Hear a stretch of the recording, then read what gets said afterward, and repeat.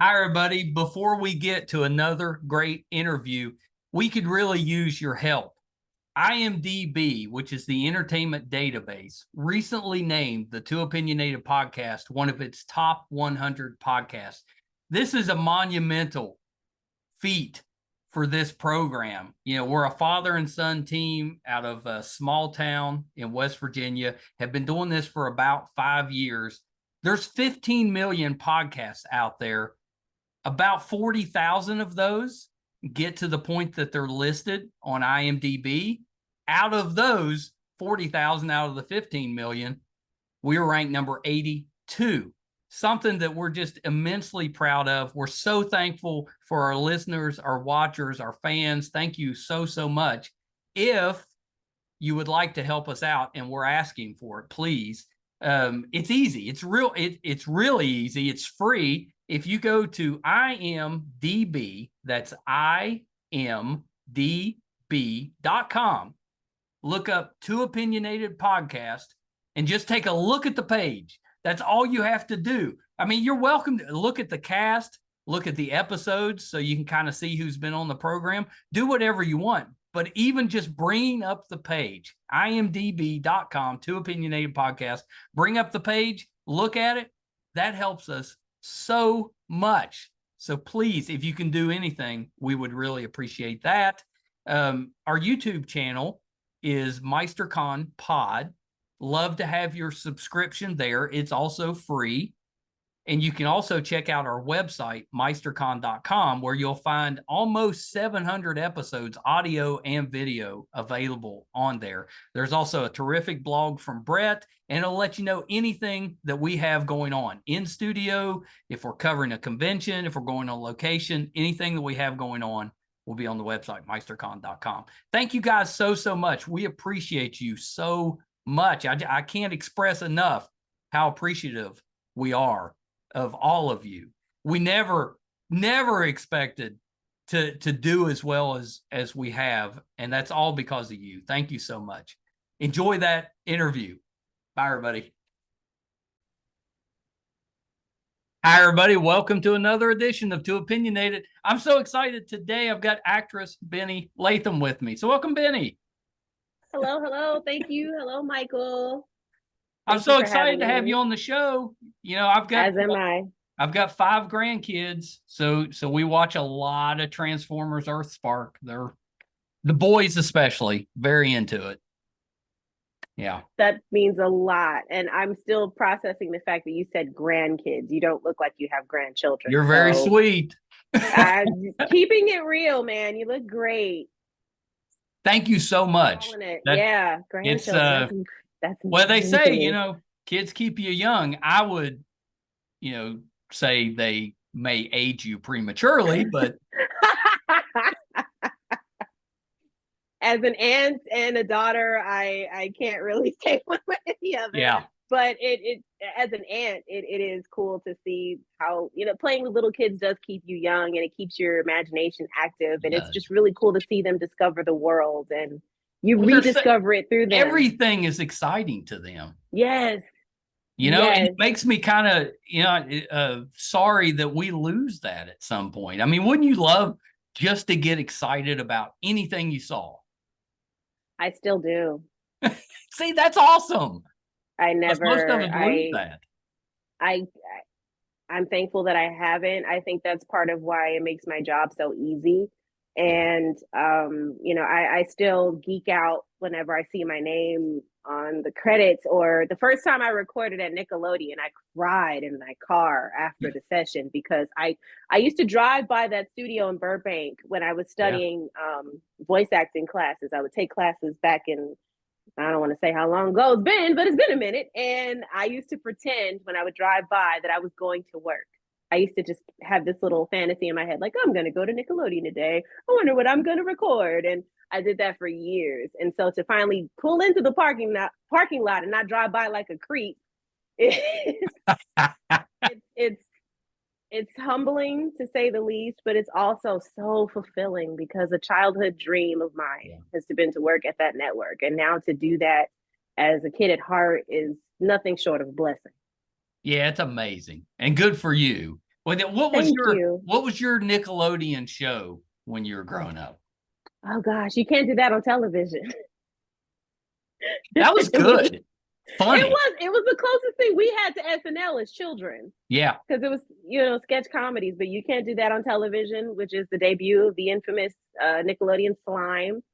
And I think after that, I leaned into Rugrats, big Oh Rugrats yeah, yeah. fan. That was a Yeah, good my show. oldest, my daughter was at that right age for Rugrats, so she's still a big Rugrats fan. You know, she's grown and got her own kids now, but yeah, Got her own still loves it. Rugrats. Got her own Rugrats. I like that Nickelodeon is bringing back some of those shows and movies. I saw Good Burger has a new one out, and they did iCarly is back. I mean, it's kind of neat that they're revisiting some of those. It is nice. It's fun for the kids that grew up with it, and it's fun to reintroduce stuff like that to a new generation. And again, to be a part of anything that has lineage, to me, that's the true essence of immortality. You can live forever through your art. Yeah. Knowing that my great great grandkids are going to look up YouTube one day, if there's still a YouTube, and see their great great great grandma voicing Dot and kicking butt and taking names is something that it's pretty I great. didn't anticipate. Yeah, there we go. It's pretty great. Well, so Dot's a ranger. Are you outdoorsy, or is that like completely out of character? The closest I get to being outdoorsy is going fishing with my daddy. Well, that counts. Fishing counts. That a little, but Dot Malto kicking butt and saving the forest creatures isn't the same as gutting a catfish on a fishing boat. Not as exciting. Hey, at least you're not scared to do it. I'm the biggest chicken. I could never make myself put anything on the hook. Just pretend that they're not real. Weirdly enough, there's a little cognitive dissonance when I catch the fish, and I just remind myself this is going to taste so good when I get home. I admittedly, I have no trouble eating them. I just don't want to be the one preparing them. Can't say I blame you on that one. It took me some years to get the technique down. I still don't know how to do it completely. My dad is a whiz at that kind of stuff. The first time I went fishing, I wasn't very old, probably 7 or 8 years old, and I really did not want to fish. I did not want to be there. I was upset about hurting fish or whatever. And so, that's so sweet. I know. I was and I was holding a fishing pole, and it was just kind of leaning in the water, about 2 inches of water, and I'm crying, not wanting to fish, and I caught a fish. And I was like, boy, if you think I was crying before, just wait. And it was just a little sunfish, but I felt so bad. Sunfish was cute. The first fish I ever caught was a barracuda. Really? Yeah, I caught a barracuda as a little kid. And those things are ugly. I was used to catfish and salmon and all these nice, like fishy looking fish.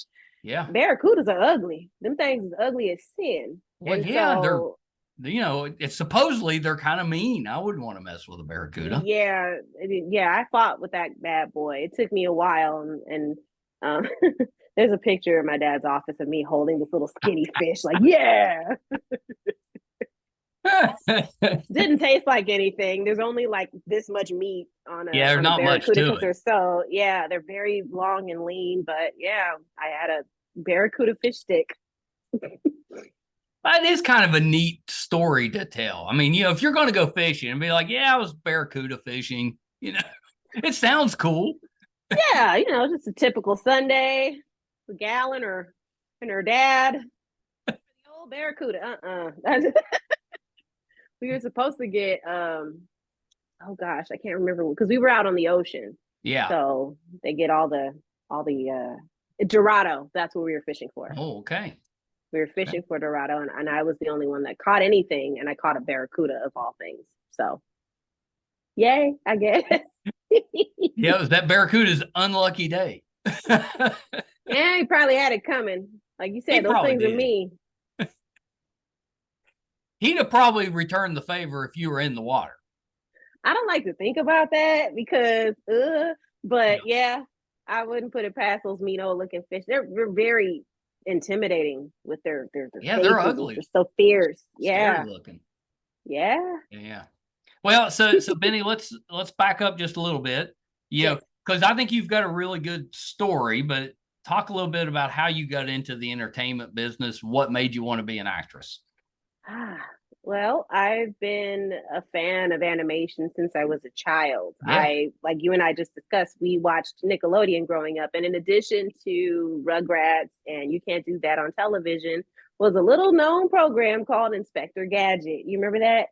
Of course. With the iconic theme song. So I grew up loving Inspector Gadget, and I had a thing for Penny. That was in my head, she was me, I was her. I wanted to be Penny so bad because she was so smart and so clever. Yeah. And my mom would tell me stories about how I had a big dictionary, and I would take a calculator and pretend it was Penny's computer book. I would like push the buttons and, come on, brain, we got to save up the Gadget, just so into it.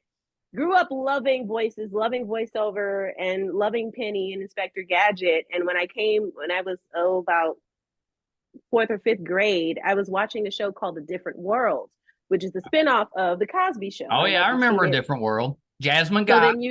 there you go, gorgeous, super gorgeous. Yeah. Still very pretty. That she is. And Cree Summer was on that show as the character Freddie Brooks. And I was like, why she sounded so familiar to me, but I couldn't think of it. And then one day I was watching a rerun of Inspector Gadget, and I read the credits and it said Cree Summer. And I was like, oh my goodness, Penny is black. You guys are not going to believe this, but Penny is black and I can prove it. And I was just so enamored with that because I didn't know as a kid that was something I could do. And here was someone who looked like me doing the thing that I always wanted to. She gave me permission in my head to dream about being in voiceover. But you grow up and you have to get a job. And I was like, okay, it was cool when I was a kid. Let me grow up and be an adult. And I adulted super duper hard and got a job as a TSA agent at LAX airport. No stress there. The first couple of years weren't terrible. It was just a lot of people and getting used to the people and the crowds and stuff. But once I got past that, it wasn't terrible. It was just, it was a job. You did it. Right. You did what you had to do. And in November of 2013, I was scheduled to go into work. I called in because I was doing so much overtime and I was exhausted. And so I was like, I can't do overtime today. I'll come in on my regular shift. And thank goodness I didn't, because that morning an individual came to the checkpoint I was assigned to and opened fire at the crowd. And that's terrifying. one of my coworkers was lost, and a few of them are injured. And that was a rude awakening for me, because I'm thinking it's the airport. Nothing's going to happen to me here. Right. It's a place where people are going to travel. And, all of a sudden I was kind of hit with my morality. I was suddenly aware of my mortality. And I'm thinking to myself, you know what? If I'm going to kick the bucket, I might as well kick the bucket doing something I love. Life is precious. Life is short. I owe it to I got to try one more time. I got to give it a shot. I owe it to myself just to see how far I will go. Yeah. So, what's the downside? Right. The only guaranteed failure is if you don't try at all. Like, what if you swing and you make that connection, you hit that home run? But if you never step up to the plate, you'll never know. So it took some doing and it took some strategizing, because I had a mortgage and I was an adult and all the stuff and the things. But 3 years after that, I left. And coincidentally, the first job I booked was a television commercial for Samsung, where I played wait for it, TSA agent. That's a soft landing. Oh yeah, the 10 years of research. Oh, I had that thing down, baby. I was in there like swimwear. And after that, I started leaning into voiceover. Like I said earlier, I took some classes. I studied at Calmanson. I studied improv at Upright Citizens Brigade and Groundlings. And then the pandemic hit, and I'm like, well, gee, this is a great time to quit my job at the airport. But I will say this about the industry. They are very resilient because they found a way to pivot and make it so we could all do some form of work during that very And it scary and didn't very take that long, actually. You know, they reacted very fast, I thought. yeah, they found a way to do a lot of things mobile. And so I was still able to audition. And I got this audition for they had it named something else. And I read the character of Dot and I'm like, oh my gosh, I know this woman. I know this woman. I know this woman. She was in the military, and both of my grandparents were in the military. So I Oh, have a yeah. big military family. And that toughness, that discipline, but that heart, I'm like, I grew up with this. I know her. And I had never felt that way about any character that I had read for up until that moment. And I rehearsed the mess out of that thing. And then we did the audition. I sent off the tape. Well, sent off the MP3 now. I'm still saying tape. Where am I? I still say And tape. Like yes, when my dad and I are going to watch a ball game, we always ask each other, "Did you set the tape?" You know, in case we're running late. Yeah, I get it. still analog girl in a digital world. And so when I did my callbacks, we did them on Zoom. So I got to see the faces of the people who controlled my fate, in essence.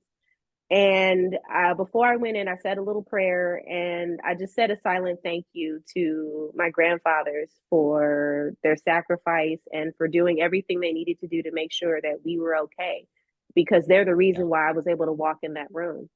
So, you know, on behalf of the Army and the Air Force, here I am. And I just let them have it. And here I am. I mean, They it's cast amazing. me, and I'm thankful every single day, man. Every It single just day. Every goes to time I show watch it. you that you can do anything if you put your mind to it. You know, I mean, most people think, well, if I didn't start acting when I was a Mm-hmm. kid, it's too late. Mm-hmm.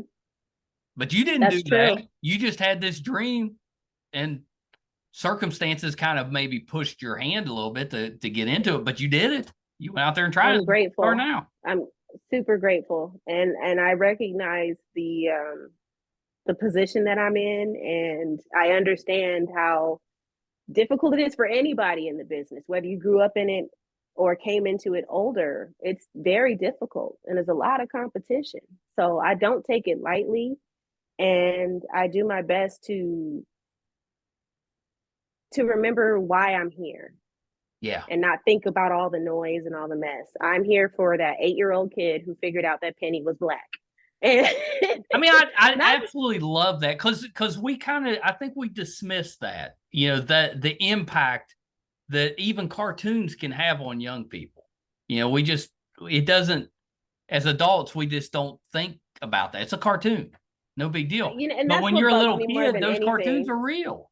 Yes, absolutely. And it bothers me that in other places, animation is just a medium. It's not Right. seen as something for kids or adults. It's a medium, like anime. There are a Yeah. lot of grown-up anime that has a lot of drama and violence and gravitas.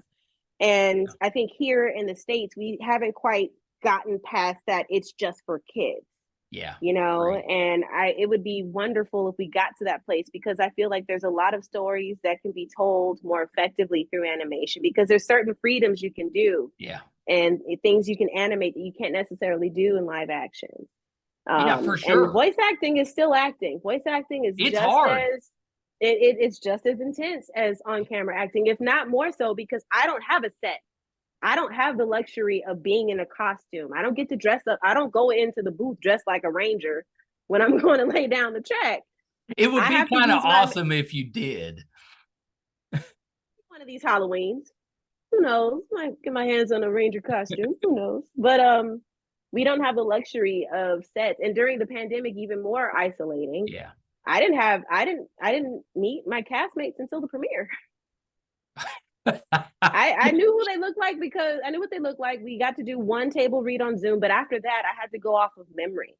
I didn't always read opposite my scene partners. Yeah, So that's so difficult with that. it can be, but there's you know, thankfully the team at Nickelodeon and the director Christy Reed, she's incredible. Yeah. Oh gosh, for someone who's new, she was so kind and so patient and so generous with her knowledge.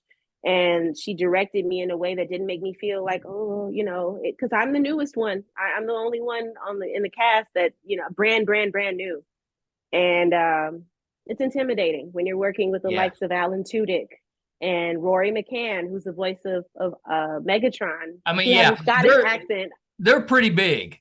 Those are big deals. Yes, they are. And Diedrich Bader, who is the nicest guy. Bader, yeah. Oh, heavens to Betsy, that man is so kind. So kind. But he plays his bad guy. He seems kind. Like, he just seems like he'd be a good guy. He is. He's a Southerner, much like yourself, and I'm a fake Southerner. But I'm a counterfeit Southerner. Thank you. But you know, the birth certificate says California. What can we do? But just some of that. There's something about Southern warmth. Yeah. There's a warmth that Southern folks have that you can't fake. It's either in you or it's not. And he has that. He just radiates this warmth. And you know, as somebody new and someone who grew up watching him on the Drew Carey Show and the Fresh Prince of Bel-Air, he couldn't have been more welcoming and just down to earth guy. But when that switch goes on, it's a joy to watch. I love watching voice actors in the booth. I love watching the process. It's really inspiring. And I am rambling, so take it away. No, you're not. This is really interesting. I think because I've always heard voice acting is actually tougher to get into than regular acting because it's a smaller clique. But once you're in, you're kind of in. It seems that way, but you have to, until you're Cree Summer, until you're Frank Welker, until you are the folks that we all love. Peter Cullen, who just received his Lifetime Achievement Award, long overdue and well deserved, by the way. It's still a fight. It's still a competition. You still have to, you know, I might be, you know, yes, I'm thankful for Transformers and I'm thankful for the other projects I've worked on. Lackadaisy Cats. I don't know if you're familiar with that. That's on YouTube. Yeah. I voiced the character of Serafine in that one. Far cry from Dot, but love her just the same. But until you get to that level, it's still a competition. Yeah. And I saw you did a role on Spidey and His Amazing Friends. You had a little spot on there. So I did. Technically, you're in the Marvel universe now. That's true. Lady on bike. That's just how it starts, though. You never know. Lady on bike might come back next time and have a superpower. That she might. And here's hoping. Knocking on all the wood and all the trees.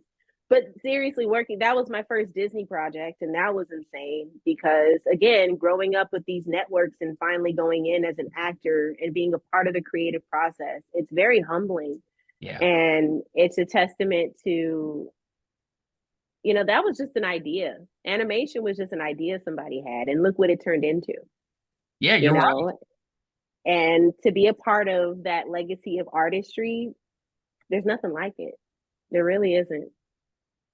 Oh, yeah. I mean, Transformers is such a great franchise.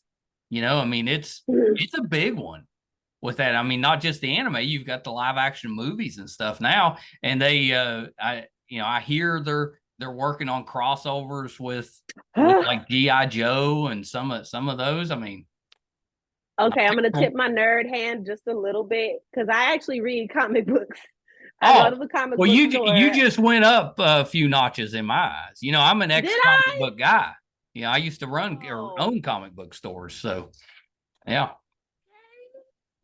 I still go. Every couple of weeks, I'll go in on a Wednesday and check out what they have. And I discovered Void Rivals. Have you read that one? Oh, no, I've seen that one. Is it worth the time? Okay. It's the crossover with G.I. Joe and Transformers. Yeah. I'll read it. I started collecting that. Yeah, I started collecting that. I'm going to get into that in the not too distant future. But if Dot could be a part of that, that would be incredible. We need Dot. G.I. Joe and Transformers. I would love to see her in that, or any character really that resembles her, or and by resemble, I don't necessarily mean physical resemblance, but anything that is linked to the Malto family. Like it'd be really cool to see Mo grow up and be a part of the Joes or something like that, or Robbie grow Oh, up that'd and be be a part of the cool. Joes. Wouldn't that be amazing? Yeah, and that'd be a great way to do it. Mm. I mean, it fits. I'm gonna make some That would calls. be the. Would you? Would you please? And tell them I would prefer Dot before the other children, no offense, but she has the military training. That's right. Just saying. That's right. She's a little more prepared. That she is. That she is. Be like, I got some podcaster from West Virginia saying that we need to get Benny and Crossing all the former G.I. fingers, Joe. please. That would be incredible. That would be the icing on the cake. Next to working with Peter Cullen, there's really nothing else you could tell me after that. I mean, that's a bucket list right there. That's awesome. Heck yeah. Heck yeah. Did you have gosh. a favorite Transformer growing up? Yes, I had two of them. My favorites were Jazz and Alita. Oh, see, those are the ones you don't hear enough about. Yeah. I mean, they're not Bumblebee, Megatron, or Optimus. They're not the big three. But Jazz was the cool one, voiced by the incomparable Scatman Crothers. Yeah. And he was also Hong Kong Phooey. Can you tell I'm an animation nerd? Hong Kong Phooey, I mean, that's my wheelhouse. That was one when I was little I was watching on Saturday morning. Hong Kong Phooey. Yeah, he's number one. Can't watch that now. That he is. I was Speed Racer, Hong Kong Phooey, Johnny Quest. Johnny Quest. Those were kind of my go-tos. Killer theme song, man. That theme song. Yeah. I miss theme songs, don't you? I do. I didn't think I would, but I do. No. I miss theme songs. I'm surprised they haven't done a Johnny Quest live action. Now that you said it, they probably will. Yeah. I mean, it seems like that one would be doable. I think it's the question of familiarity. There's not enough people familiar with Johnny Quest. Well, it's been a few years since the actual, even the remakes have been out. It's been decades now. So easy, yeah. But that would be pretty cool to see. Be pretty good. Now that I think about it, yeah, that'd be really cool. Have you onto something? Have you thought about acting in TVs or movies? Regular TVs or movies? Yeah, it's crossed my mind. I do quite a bit of commercial work. I've done some really, really amazing campaigns, and I don't feel too uncomfortable in front of the camera. That's good. So it's in there. I would love to. Yeah. If I find something that fits or something that's fun or interesting, I'd be definitely open to doing some on-camera stuff. It's probably time for an Inspector Gadget remake, right? We've already had that. Let's not. Well, a remake of the remake. No. Let's do something different. Let's give let's give a new idea a chance. Well, as much as I love. I'm just trying to get you full circle and get you a chance to play, your character you wanted to play. I will say this: if I ever got a chance to work with Cree Summer, that'll be that full circle moment for that, because she's still in the game and she's still out here killing it. And she works at goal. Yeah, to work with her at Nickelodeon or anything for that matter would be incredible. Yeah, she's a shero of mine. I have a lot of heroes and sheroes in the voice acting game. There's just too many to count. But she was the first one that I recognized. And like I said before, the one that gave me permission to even think I could do something like this. Yeah. I mean, that's amazing. You've never run into her out anywhere? The closest I've come to meeting her, well, not even meeting her, was on Instagram when Nickelodeon mentioned the show. And mentioned, I think it was during, it was something, I think it was Women's History Month or something, and they were highlighting a lot of their voice actors, and they listed me, and they listed Cree, and they listed a bunch of other actresses, and I was like, I tagged her, and I was like, oh my gosh, yay, da, da, da. And she reposted something I did, and I was like, she knows I exist. Oh my gosh, she knows who I am. That's the start. I'm alive. Da, da, da, da, da. But yeah, it would be the biggest dream come true if I could meet her. I was so excited. You could not shut me up the whole day. I was showing everybody, like, look, you guys. That's awesome. I mean, there's something to be said about meeting your heroes, I think. Yeah, there is until you meet them at the airport. People are not at their best at the airport. Honestly, as much as I joke about it, 90% of the people that fly out don't mean any harm. They're not trying to do anything. They just want to get on a plane and get over the whole security thing. Or they're just completely lost. Yeah, and they're scared. Flying's intimidating now, so I totally get that. But then there's that 10%. Yeah. There's always some knuckleheads messing it up for everybody else. I think they're funny because some of them just their lack of cognizance or awareness is just amazing to me, because I'm thinking, how did you get to be this old and not notice that you're in a world with other people? It's not just you. It does make you wonder. It does. And then on top of that, you don't know what condition people are in when they're about to come fly. Not everybody who's flying is flying on vacation. That's right. Some people are super stressed. But yeah, grain of salt. Good place to people watch and a great place to pick up voices. Great place. Oh my gosh. Yeah, that's actually not a bad idea. If you need some entertainment, just go hang out at the airport. Well, hopefully you have a ticket and you're going somewhere. I wouldn't just show up on a Thursday. Well, you used to be able to do that. You used to be able to just show up and walk somebody right to the gate. Yes. Those were the good old days. The good old days, I tell you. Of course, you were smoking on a plane back then too, so.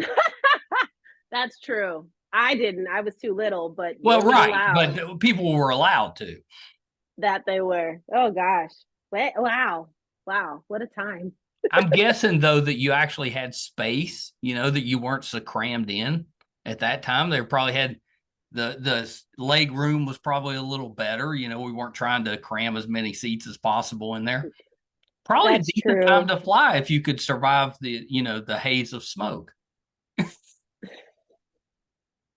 We just traded one thing for another. Oh man! If the acting thing didn't work out, would you be back working at the airport, or would you be doing something else? That's a really good question. I don't think you'll ever have to worry about it. You're I can't imagine doing anything else. I feel like I'd still try my hand at this at some point. But another interest that I did have was teaching. I wanted to be an English teacher. Yeah, I wanted to take Shakespeare and all the boring books that kids had to read for their English classes and turn them into comic books and graphic novels. Oh, I love that. That's a great idea. Some kids don't learn just by reading text and dialogue, especially something like Shakespeare. It's extremely intimidating. But if you have pictures and panels, it makes it easier for you to connect the concepts. Some of these kids aren't into Shakespeare. Yeah, they're not into the classics of literature because the format isn't compatible with how they see the world now. Yeah. And with attention spans being short and with everything being visual, I think that would be a smarter way to introduce literature to kids or teenagers and young adults. Hell, adults even. That's a great idea. You should do that. That's a great idea. Yeah. Okay. Yeah. I'll make a call. They used to have the classics as a comic book. You would get some of those, and I used to love those because it was a great way. That's what gave me the idea. Yeah, it kind of gets you introduced to the story without having to read the entire book. But I've never seen Shakespeare. That's a great idea. Yeah, we did when I was an undergrad, we did a project where we had to convert it wasn't Shakespeare, it was Poe, Edgar Allan Poe, the Cask of Amontillado. Yeah. And we were trying to, it was like a book report type thing. And I'm like, why don't we do a comic book of this, you guys? Let's just find someone who can draw really well and let's do panels. And we did like a little like a small little comic book of the Cask of Amontillado, and people were able to connect the stories. Like, oh my gosh, that dude got buried in a wall. Oh snap! That's awesome. That's a great idea. So you're in the comic book stores every few weeks. What's your comic? What are you reading? Aside from Void Rivals, Tales of Asunda, is Oh, one that I'm yeah. kind of tinkering with. Yeah. And that's kind of been the one I've been leaning into. I read a little bit of Moon Girl as well. Oh, Moon Moon Girl and Girl's a Devil good one. Dinosaur. I love Moon Girl. I was so Yeah. psyched to see that they turned it into a show. I was too. It was really cool to see. And I like how they did it. It's very cute and upbeat and fun. Yeah. Because I was kind of curious how they were going to translate that, but they did a great job with it. I think so. I think they aged her up just a little bit though in the cartoon. Yeah. Because in the Sure. books, I read her as being like 8 or 9, like being a little girl. Yeah, she's little. Yeah, but potato tomato. It still sounds cool. Yeah. It's dope. I'm grateful that it's out there in the universe. But yeah, Tales of Ascenda, Void Rivals, and do you read manga at all? Are you a manga guy? Yeah, I'm not a big one, but I do read some. Yeah. Okay. So then that means you probably are into anime. Yes. Yes. Have you watched Spy Family? No, but I've had Hulu? several people tell me to watch that. It's great. I think you would like it just by talking to you, and I think we have similar All right, I'm tastes. checking it out. I think you give it a shot because it's really funny and it's fun and it's all right. Cool. I'm checking it out. Yeah, I just finished One Piece. The you live finished action One Piece, just the live action. Okay. I'll probably be dead before I finish the anime. There's like 1,100 episodes. They're trying to run out the clock like The Simpsons. The Simpsons has been on for 30 years. I remember when The Simpsons started, they were on the Tracy Ullman show. Yes. And the anime was terrible. But I remember that. And that was like 30 years ago. Yes. It started off as nightmare fuel, and now it's the song that never ends. It just refuses to quit. I thought after the movie, we probably get 1 or 2 more seasons, and then that would be it. No. But no, man. It doesn't look like it's going to stop. And admittedly, like I used to watch every episode that came out. I don't do that anymore. I still watch Treehouse of Horror and some of those, but same. There's just so many ones. Well, for me, it's hard to connect with it when we were watching it back in the day. Everything was analog. You had a rotary phone. Everything was, to see Bart using an iPhone or Lisa using a tablet, it just doesn't. It's weird. It's different. Yeah, because they never grew up.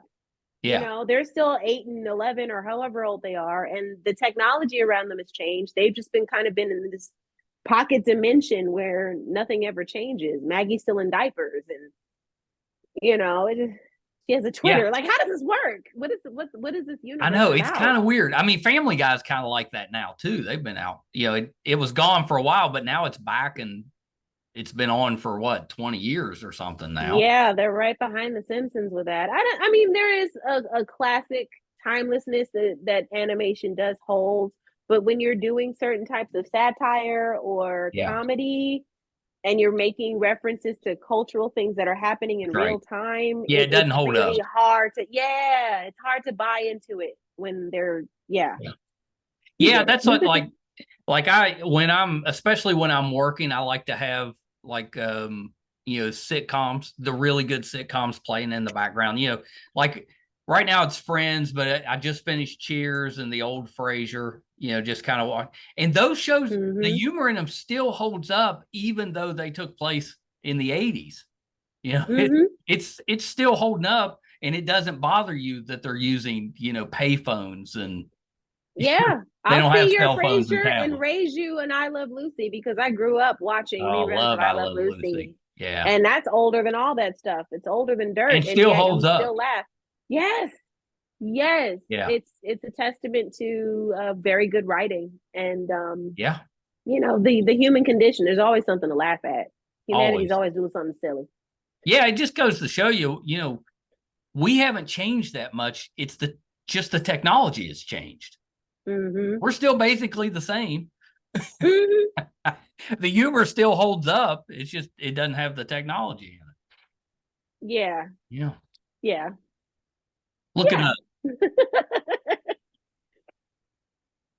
Stating the obvious. But it's the human condition, and it's no matter where you place us, whether it's the Stone Age with the Flintstones or the future with the Jetsons, people are peopling. Yeah, 100%. Well, Benny, thank you for taking time with me today. I was so excited to talk to you. I'm a big fan of your work, and I know, Thank you. you've been doing this a little while now, but you're still just really getting started. So I'm excited to see what you've got coming up. Thank you very much for having me, Michael. This was fun. I feel Well, like we're family now. We're yeah, we cousin are. Michael. We've got that Southern connection. You're welcome back anytime. Just shoot me a note. Now, a couple of little Yay. things though before I let you go. hmm Anything else you're working on that we can kind of keep an eye out for?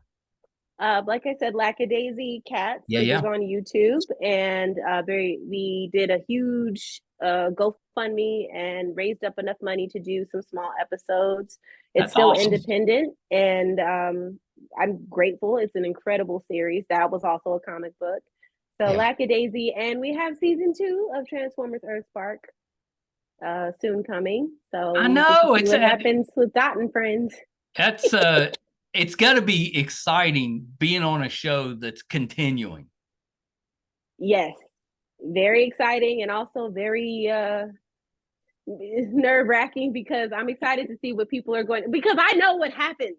So I have Yeah. to hold all this in until it comes out. And then I'm just thinking to myself, boy, these people are really going to love what happens with these kids and the way that they're expanding the lore. I love The that. fact that these are huge, the first Transformers born on Earth. I know that's a big deal. There's a lot of possibilities with that. That there is. And also Void Rivals, hopefully.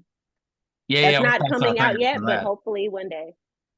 Yeah, Yes, the indeed. Lackadaisy I sent over to my daughter because I'm pretty sure my granddaughter will go nuts over it. It's She loves not for cats. little kids, but it is No, she's a fun. little older, so Okay, I think she'll enjoy it. So we'll see. We'll see. But we'll see. yeah, she's where I'm starting because I love it when they pick up stuff that I kind of like to watch, because then it's guilt free. Then you just kind of, I'm watching it Now with it's grandkids and they yeah, don't and have it to becomes mind. you guys' thing. It's your Yeah, special little thing. that's Like for right. my nephew and I, when we watch it, his favorite Transformer is Bumblebee. So whenever Bumblebee goes on, when Bumblebee pops up, he loses it. And then there was this one episode where Dot punches, she punches Dr. Meridian, aka Mandroid, and Hmm. he jumps up. He goes, "Bam! You got him in the face, TT." It's like You are yes. the fun aunt. See? I try to be, but I love when you can connect with your little siblings, kids, whatever, and you guys can bond over something like that. It makes it that much more special That's right. because then it's you guys' thing. Yeah, that's awesome. That's good for you, and congratulations on the show. Thank Because it's you. not like, most of the time, your first big role isn't a regular cast role. You're like a featured guest star for an episode or something. That's usually how it goes. But you've kind of you've jumped ahead a little bit. And for that, I am thankful. So, Very last thing, Benny, thankful. before I let you go, where can we find you on social media? You can find me on Instagram, Twitter, TikTok, finally. Both Good at for you. all of them are at Benni Latham. Benny with an I. BenniLatham as in Mary. Yeah, yeah. And Are fill in the you rest. are you doing TikTok dances? No. Yeah, me neither. But I think I will start doing videos about my mug collection and my Funko Pops. I started collecting Oh, little you Funko should. Pops here and there. And I think that would be fun to show people. Like I Yeah. don't think folks realize that I'm like a legit nerd. Yeah, I Like know. I feel like we've bonded over the nerdiness. heck yeah. Yeah. When you told me you sold comics and you read comics, oh yeah, Oh that yeah. was it. I was that's how I put myself through college. I owned a couple of stores, and in '96, Marvel went bankrupt. And I was like, it's Right. over. Mm. So I, Oh, you how know, wrong you were. I was so wrong. I switched everything to eBay and kind of got out of the business and always regretted it. Marvel came back stronger than ever. And then I started having kids and I was like, wish I still had it. But that's the biggest reason why I'm podcasting now. It was a way for me and my son to kind of bond over nerdy stuff. So here we are. Everything Oh works. my gosh, that is so sweet. Yeah. That was the whole basis behind it. we never got to do the comic book stuff together. I mean, we did. We've always read comics together, but not the store. So we're like, let's podcast. And then it turned into something. Gosh, Yeah. that is beautiful how you were able to turn that around. It's been great. I love that. Good Yeah, for you, man. For real. Yeah, I know. And I was the same. I did call center management for most of my adult life and never really enjoyed it. It's always looking for whatever I was supposed to be doing. I just never would have suspected it was podcasting. But here I am. I love it. And here you are. Yeah. Yes. Here we are. We're doing the things we love. Here we are. Who'd have thought? Who'd have thought? All right, Benny, hold on one second. Sure. Well, that was just terrific. Benni Latham, really talented actress. And I think we'll see her at some point in front of the camera, and not just doing the voices, although she's so talented with that. But I think she's obviously just loving what she's doing, and she does puts so much passion into it. I think we'll see a lot more from Benni going forward. But in the meantime, we can find her on Lackdaisy, which is on YouTube, I believe. And we can find her on Transformers EarthSpark as Ranger Dot Malto. So please help support Benni. I think definitely worth your time, and just a terrific story, although scary and upsetting as well. TSA agent made that decision to switch careers because of a tragedy that happened at work, and it's worked out so well for her. So good for her with that. Hope you guys enjoyed the episode. This has been just a blast for me. If you're finding us for the first time and you'd like to support us, we could definitely use your help. It's easy to do. It's free. If you're a watcher, our YouTube channel is MeisterCon Pod. Please just subscribe. That helps us a ton. Doesn't cost you anything. Really important to us. If you're a listener, wherever you're listening to your podcast at, just subscribe there. That'll help us as well. Our website is meistercon.com. You can find every episode, audio and video there. We'll let you know if we're doing anything in studio, like a Christmas party, if we're going on location, if we're covering a convention, anything we have going on will be on the website, meistercon.com. So please check us out there. We're on imdb.com. If you look up the Too Opinionated podcast, just bringing our page up actually helps us out. Just that traffic on the page, that's free as well. It'll list out everybody that's been on the show, so you can kind of see if there's anybody there that you're a fan of. I guarantee there will be. I think our roster of guests stands up with any other show, talk show, podcast, anything. I'm very proud of that. And IMDb also just recently named us a top 100 podcast. 15 million podcasts out there, so to be listed on a top 100 list, pretty special to us. Thank you guys so much. Till next time. Bye, everybody. Hi, everybody. I'm once again here to ask for your support. It's been a big year for the Too Opinionated podcast. Back in February, we got to live out a dream, moderate for William Shatner here in our hometown.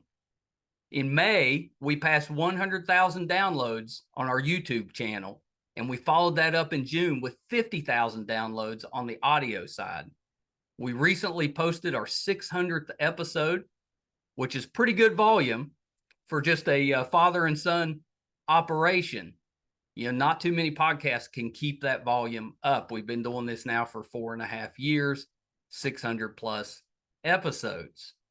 We recently hit 1,000 subscribers on our YouTube channel, which is a really big deal for us because we've always gotten the views, but have struggled to get people to subscribe. So that 1,000 was a big deal for us. And best of all, we were recently named one of the top podcasts on IMDb, which is the entertainment database. Those that are ahead of us, we came in at number 82. Those that are ahead of us are bigger companies like Disney, mostly Marvel, and Joe Rogan, that type of podcast. So for us, being just a small West Virginia father and son podcast, to be in the top 100 out of 15 million. That's a pretty big deal for us. So thank you for everything you've done for us so far. Got a couple little ways, though, that you can help us, and they're free and they're really easy. If you haven't checked out our YouTube channel yet, please go to YouTube. It's under MeisterCon Pod. Just hit subscribe. It's free, doesn't cost you anything, really helps us a ton. And maybe even more important, if you could go to imdb.com,